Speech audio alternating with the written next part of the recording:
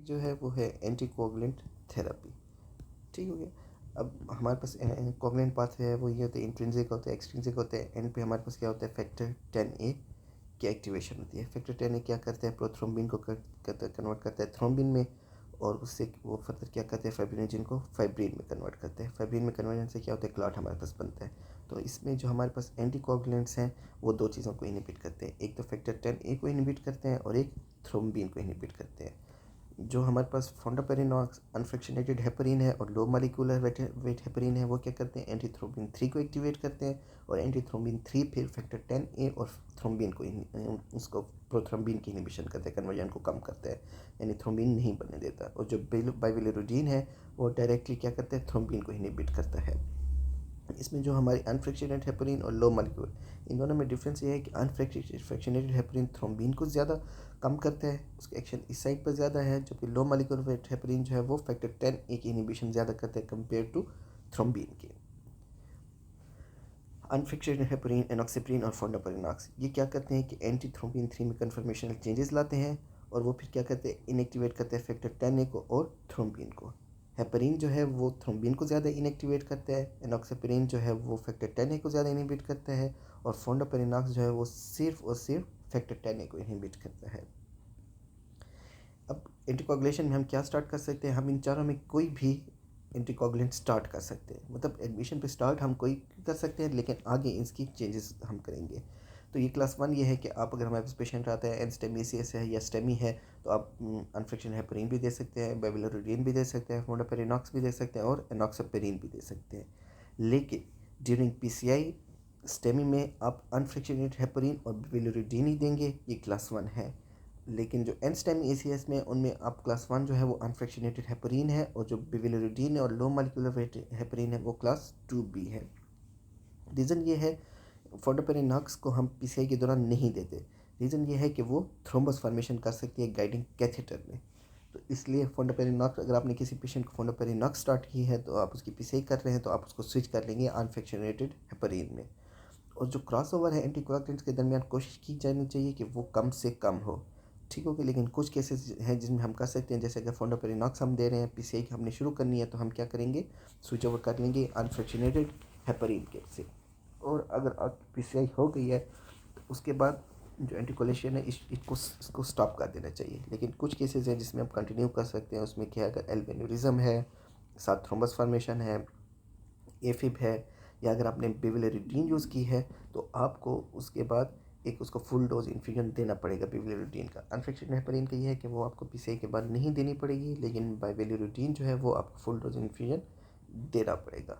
अब जैसे हमारे पास प्री कैथ आपने अगर अनफ्रैक्शनेटेड हेपरिन दी है, तो आप उसके बाद अनफ्रैक्शनेटेड हेपरिन पोस्ट कैथ भी देंगे। ठीक हो गया, मतलब ड्यूरिंग कैथ। इसी तरह उसको आप बिविलिरुडीन के साथ भी स्विच कर सकते हैं, लेकिन फोंडापेरिनॉक्स और एनॉक्सिप्रिन नहीं देंगे।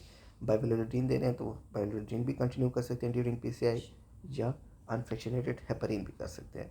फोंडापेरिनॉक्स का ये है कि वो आप ड्यूरिंग कैथ नहीं देंगे। क्यों, थ्रोम्बस फॉर्मेशन कैथेटर में, उसमें आप क्या करेंगे, स्विच करेंगे अनफ्रैक्शनेटेड हेपरिन के साथ। और एनॉक्सिप्रिन का ये है कि अगर एनॉक्सिप्रिन की लास्ट डोज को मोर देन 8 आवर हो गए हैं, या सिंगल डोज आपने दी है, तो आप क्या करेंगे, अनफ्रैक्शनेटेड हेपरिन देंगे। लेकिन अगर आपने लेस देन 8 आवर दी है और 2 डोजेज दी हैं, तो आप क्या करेंगे कि आप फर्दर अनफ्रैक्शनेटेड हेपरिन नहीं देंगे। अब जो अनफ्रैक्शनेटेड हेपरिन है, अनफ्रैक्शनेटेड हेपरिन की ये है कि ये और एस्पिरिन के साथ जो इंसिडेंस ऑफ डेथ है और नॉन फैटल एमाइड, वो 33% फर्दर रिडक्शन उसमें होती है कंपेयर टू सिर्फ एस्पिरिन के। ठीक है। ड्यूरेशन ये है कि हम इसकी कंटिन्यू करेंगे फॉर 48 आवर्स, या जब तक पीसीआई नहीं हो जाती। एक और मैकेनिज्म है रिबाउंड स्कीम में, वो ये है कि जब आप इन्फेक्शन हेपरिन इन्फ्यूजन दे रहे होते हैं, तब भी थोड़ा सा थ्रोम्बिन जो है वो एक्यूमुलेट होता रहता है, तो जिसकी वजह से फर्दर प्लेटेड एग्रीगेशन होती है। तो इसको कम करने के लिए हम क्या कर सकते हैं कि अनफ्रैक्शनेटेड हेपरिन के साथ एस्पिरिन भी देंगे। डोजिंग इसकी क्या है, इन्फ्यूजन फॉर्म में होती है। स्टेट हम क्या देते हैं, 16 यूनिट्स पर केजी स्टेट देते हैं, उसके बाद 12 यूनिट पर केजी पर आवर इसका इन्फ्यूजन चलता है। इसका और पल्मोनरी एम्बोलिज्म में एपीटीटी का थोड़ा सा फ़र्क है। पल्मोनरी एम्बोलिज्म में एपीटीटी की रेंज थोड़ी हायर है, टारगेट एपीटीटी, और इसमें कम है। उसमें हम 90 to 120 सेकंड तक रखते हैं, और इसमें 50 to 70 सेकंड तक रखते हैं। इसका ये कि एवरी 6 आवर मॉनिटर करें, और एक दफ़े एक रेंज हमारे पास अचीव हो जाती है तो फिर 12 to 24 आवर मैनेज करें। और इसे हम कंजर्वेटिव भी स्ट्रेटजी में भी यूज़ कर सकते हैं, और अगर हमने पीसीआई करनी है तो भी हम इसे यूज़ कर सकते हैं। लो मॉलिक्यूलर वेट हेपरिन में हमारे पास क्या है, एनॉक्सपेरिन है। एनॉक्सपेरिन में क्या होता है कि ये फैक्टर 10 को ज़्यादा इनहिबिट करती है compare to heparin. Heparin thrombin को ज़्यादा इनहिबिट करेगी, ये फैक्टर 10 को। हेपरिन के साथ इसकी ये है कि बायोअवेलेबिलिटी इसकी ज़्यादा होती है। फिक्स डोज रेजिमेन है, उसका हमें बार बार चेंज करना पड़ता है, इसके हमें एक फिक्स डोज भी हमारे पास मौजूद होता है। इसकी थ्रोम्बिन इनहिबिशन ज़्यादा अच्छी है। उसके साथ हेपरिन इनड्यूस्ड थ्रोम्बोसाइटोपेनिया के चांसेस इसमें कम होते हैं, और इसमें प्रेडिक्टेबल और सस्टेन्ड एंटीकोगुलेशन हमारे पास होती है, क्योंकि एक कंटिन्यूस इसकी रिलीज होती रहती है। लेकिन जो एक 12 ट्रायल्स हैं उनका मेटा एनालिसिस हमें ये पता चला कि मेस डेथ या नॉन फेटल एमआई में लो मॉलिक्यूलर वेट हेपरिन और हेपरिन में कोई फ़र्क नहीं है। तो अगर हम हेपरिन भी देना चाहें तो हम हेपरिन भी दे सकते हैं, और अगर लो मॉलिक्यूलर वेट हेपरिन देना चाहें तो वो भी दे सकते हैं। डायरेक्ट थ्रोम्बोन इनहिबिटर क्या कहते हैं, वो जो थ्रोम्बिन क्लॉट के अंदर मौजूद होता है वो उसको इनहिबिट करता है। और इसकी अच्छी बात यह है कि ये प्लाज्मा प्रोटीन और प्लेटलेट फैक्टर 4 से इनहिबिट नहीं होता। इसमें हमारे पास क्या आ जाता है, बाइवेलोरिडीन आ जाता है। ये रिवर्सिबल इनहिबिटर है थ्रोम्बिन का, और इसकी शॉर्ट हाफ लाइफ है। ट्रायल्स जो हुए थे, एक ट्रायल हुआ था एक्विटिव ट्रायल, इसमें हाई रिस्क एंड स्टेमिसिस पेशेंट थे जिनकी इन्वेसिव स्ट्रेटजी करनी थी। इसमें बाइवेलोरिडीन को कंपेयर किया था हेपरिन और ग्लाइकोप्रोटीन 2b3 इनहिबिटर्स के साथ। 30 डे स्कीम में जो था वो ऑलमोस्ट दोनों का सेम था, लेकिन जो ब्लीडिंग इवेंट्स थे वो बेविलोरिडीन के साथ कम हुए थे। तो यानी कि ये शो होता है कि हम अनफ्रैक्चर्ड हेपरिन की जगह बेविलोरिडीन भी दे सकते हैं, और इसमें हमें ब्लीडिंग इवेंट्स भी कम मिलेंगे। तो इसलिए ये भी गाइडलाइंस में क्लास 1 है। आइसर 4 में पेशेंट्स कौन से थे, एंस्टेमी वाले पेशेंट थे, और इसमें एप्सिक्समाब और अनफ्रैक्चर्ड हेपरिन को बेविलोरिडीन के साथ कंपेयर किया था। इसमें भी हमें ये पता चलता है कि मेजर ब्लीडिंग बेविलोरिडीन के साथ कम होती है, लेकिन जो प्राइमरी आउटकम्स थे डेथ, एमआई और टोटल रिवास्कुलराइजेशन के, टोटल वेसल रिवास्कुलराइजेशन के, वो सेम रहे थे। तो यानी ये दोनों ट्रायल एक्विटी और आइसर हमें ये बताते हैं कि आप बेविलोरिडीन दे सकते हैं, और इसमें लेकिन इसमें जो इस्कीमिक इवेंट्स हैं और प्राइमरी एंड पॉइंट्स हैं वो सेम रहेगा, और बल्कि जो ब्लीडिंग इवेंट्स हैं वो कम होंगे। नेक्स्ट हमारे पास क्या है, फैक्टर 10 इनहिबिटर। इसमें हमारे पास क्या आता है, फोंडापेरिनॉक्स। फोंडापेरिनॉक्स क्या करते हैं, डिक्रीज इसकी प्लाज्मा प्रोटीन से बाइंडिंग कम होती है, हाफ लाइफ इसकी ज़्यादा होती है, और इसकी अच्छी बात यह है कि आप इसे वंस डेली एडमिनिस्टर करते हैं। इस पर 2 ट्रायल्स थे, ओएसएस, ठीक है, हमारे पास ओएसएस 5 ट्रायल है और ओएसएस 6 ट्रायल है। ओएसएस 5 ट्रायल में क्या होता है, हमारे पास एंस्टेमी ECS के पेशेंट्स हमने लिए थे, और इसमें फोंडापेरिनॉक्स को कंपेयर किया था एनॉक्सापेरिन के साथ। इसमें हमें पता चला कि फोंडापेरिनॉक्स से नॉन इन्फीरियर है एनॉक्सापेरिन के composite of death, MI refractive, लेकिन मेजर ब्लीडिंग जो थी वो फोंडापेरिनॉक्स के साथ कम थी। ओएसएस 6 का ये था कि इसमें स्टेमी में चेक किया था, और इसमें इसने इस्कीमिक इवेंट्स रिड्यूस किए थे और इन ब्लीडिंग भी नहीं की थी। तो हम इसे कंजर्वेटिव अप्रोच में यूज़ कर सकते हैं। इनवेसिव में सिर्फ इसलिए यूज़ नहीं करते क्योंकि इसका वो है जो कैथेटर गाइडेड थ्रोम्बोसिस है वो इसमें ज़्यादा हो जाता है। अगर हमारे पास ऐसे पेशेंट हैं जिनकी इंक्रीज रिस्क ऑफ ब्लीडिंग है और हम उन्हें मेडिकली मैनेज कर रहे हैं, तो उसमें प्रेफर्ड थेरेपी हमारे पास क्या है, फोंडापेरिनॉक्स है। नेक्स्ट हमारे पास है ग्लाइकोप्रोटीन 2b3 इनहिबिटर्स। ये आजकल यूज़ नहीं होती है। इसके सिर्फ और सिर्फ वो ये है कि अगर आपके पास वो है नो रिफ्लो है, जैसे हम यूज़ करते हैं टिरोफिबान उसमें, तो अगर नो रिफ्लो है तो उसके लिए हम बेल आउट के लिए और थ्रोम्बोटिक कॉम्प्लिकेशन के लिए यूज़ करते हैं। इसके अलावा हाई रिस्क PCI में भी यूज़ करते हैं जिनमें पहले हमने P12 इनहिबिटर नहीं दिए। एग्जाम्पल क्या है, टिरोफिबान, एप्टिफिबिटाइड और एप्सिक्समाब। कॉन्ट्राइंडिकेशन, अगर किसी पेशेंट का पहले इंट्रासेलुलर हेमरेज हुआ है, इस्केमिक स्ट्रोक हुआ है विद इन 1 मंथ, फाइब्रिनोलिसिस उसकी हुई है, या platelet count less than 1 lakh है, तो ये क्या है, इसको हम नहीं देंगे। एंस्टेमी में फाइब्रिनोलेटिक एजेंट्स नहीं देते क्योंकि they are associated with worse outcomes. और जो मेटा एनालिसिस उसमें यह था कि डेथ जो है उन पेशेंट में जिनमें फाइब्रिनोलिसिस हुई है और जिनमें नहीं हुई है उनमें 9.8% वर्सेस 6.9%, यानी जो फाइब्रिनोलेटिक ग्रुप था उसमें डेथ और नॉन फेटल एमआई ज़्यादा हुए थे। एक और हमारे पास क्या है, प्रोटीज एक्टिवेटेड रिसेप्टर 1 एंटागोनिस्ट है, पार्ट 1 एंटागोनिस्ट है, जिसमें हमारे पास क्या आता है वो रक्सपार।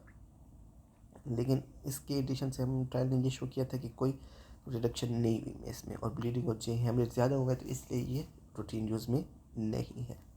ओरल एंटीकोगुलेशन हम कब देते हैं क्योंकि कुछ पेशेंट्स रहते हैं, 10% ऑफ पेशेंट ACS वाले ऐसे होते हैं जिनका within 1 year of knee presentation एक और सीवी कार्डियोवास्कुलर इवेंट होता है डिस्पाइट स्टैंडर्ड थेरेपी के। ठीक है, मतलब हम उन्हें डेप्ट दे भी रहे हैं, उनको MI हुआ हो सकता है विदिन 1 ईयर। 10% पेशेंट ऐसे होते हैं जिन्हें दोबारा MI होता है। तो हम इन्हें क्या कह सकते हैं, 2.5 mg और 5 mg रिवरक्सेबन BD ऐड कर सकते हैं।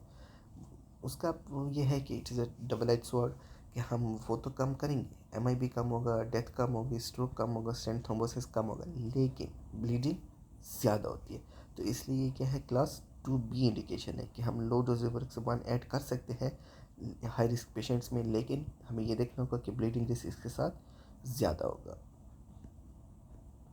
अब ये है कि कौन सी टाइमिंग और एंस्टेमियासिस में हम ये है कि कब हमने कंजर्वेटिव मैनेजमेंट करनी है और कब हमने PCI की तरफ जाना है। तो इसके लिए हम क्या करते हैं कि पेशेंट्स को 4 उसमें डिवाइड कर देते हैं, अनस्टेबल या very high risk patients, high risk NSTEMI patients, intermediate risk और लो रिस्क। हाई रिस्क वाले वो होते हैं जो वेरी हाई रिस्क वाले वो होते हैं जो अनस्टेबल होते हैं, जिनमें मतलब शॉक है या उनकी हेमोडायनामिक इंस्टेबिलिटी है या इलेक्ट्रिकल इंस्टेबिलिटी है, तो वो high risk very high risk में आते हैं। ठीक हो गया, उनमें हमारे पास कार्डियक शॉक, हार्ट फेलियर, ठीक हो गया, न्यू MR हो गया, पल्मोनरी एडीमा हो गया, रिफ्रैक्टिव एंजाइना है या वीटिस चल रहे हैं, तो इन्हें हम वेरी हाई रिस्क कहेंगे। हाई रिस्क और इंटरमीडिएट रिस्क और लो रिस्क रिस्क स्ट्रेटिफिकेशन पे अगर ग्रेस मोर देन 140 है तो वेरी हाई रिस्क है, 1909 to 140 है तो इंटरमीडिएट है, और लेस देन 109 है तो लो रिस्क है।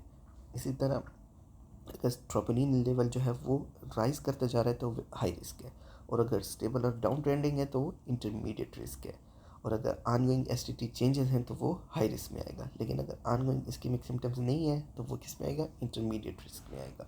इसी तरह टिमी स्कोर पे लेस देन 2 है तो वो लो रिस्क है, कोई ऑनगोइंग इस्कीमिक सिम्टम्स नहीं है, ड्रॉप उसका जो है वो नॉर्मल है, और कोई STT चेंजेस नहीं है तो वो क्या है, लो रिस्क है। यानी अगर आपके पास ना ECG चेंजेस हैं, ना ड्रॉप पॉजिटिव है, ठीक है, सिर्फ ग्रेस और टिमी उसका भी इसका लो रिस्क में है, तो इसे हम कहेंगे लो रिस्क कहेंगे। अब हमारे पास 3 किस्म की स्ट्रेटजीज हैं, एक इमीडिएट इन्वेसिव है, एक रूटीन इन्वेसिव है, एक सिलेक्ट इन्वेसिव है। ठीक है, इमीडिएट इन्वेसिव ये है कि विदिन 2 आवर आपने करनी है, मतलब ये जो वेरी हाई रिस्क पेशेंट है इसमें इमीडिएट इन्वेसिव आपने स्ट्रेटजी अपनानी है और विदिन 2 आवर इसकी एंजियो करनी है।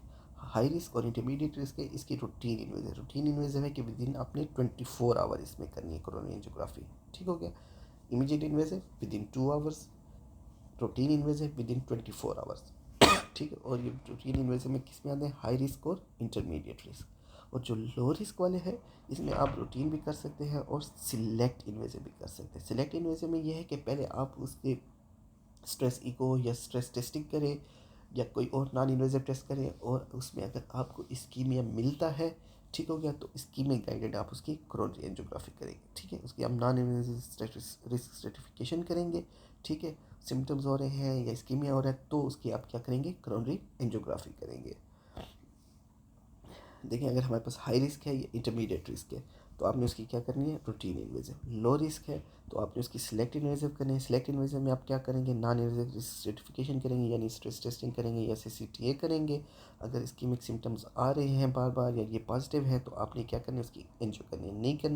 नहीं आ रहे तो आपने उसको मेडिकल थेरेपी पर डालना है और उसके माइनों का वर्कअप करना है।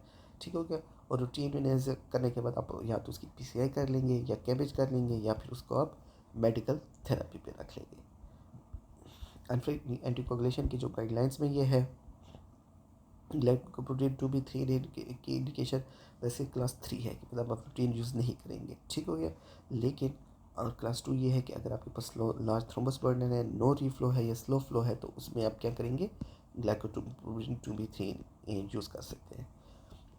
अपस्ट्रीम एंटीकोगुलेशन में आप क्या है कि आप हेपरिन दें, ठीक है, और उसको आप स्विच आउट कर सकते हैं एनॉक्सिप्रिन या फोंडापेरिनॉक्स के साथ। ठीक है, एंस्टेमेसियस में अनफ्रैक्शनेट हेपरिन क्लास 1 है, और इसके अलावा अगर आप इन्वेसिव अप्रोच कर रहे हैं नहीं कर रहे तो आप क्या करेंगे, एनॉक्सिप्रिन या फोंडापेरिनॉक्स दे सकते हैं।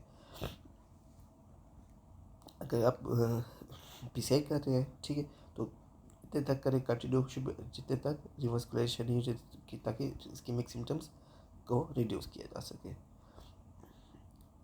और अगर आप वो करें एंटीकोगुलेंट कर रहे हैं ड्यूरिंग PCI हमें चाहिए तो उसमें क्या है, अनफ्रैक्चरेटेड हेपरिन जो है वो क्लास 1 है। अगर आप स्टेमी में हैं और पीसीआई कर रहे हैं तो बेवलोरोजीन आप एज अल्टरनेटिव यूज़ कर सकते हैं अनफ्रैक्शनेटेड हेपरीन के लिए। लेकिन अगर आप एनस्टेमियासिस कर रहे हैं तो बेवलोरोजीन क्या है, क्लास 2B है, और इसी तरह एनॉक्सिप्रिन भी क्लास 2B है, और फर्डापारिनॉक्स नहीं क्लास 3 है। किस वजह से? Due to risk of catheter thrombosis.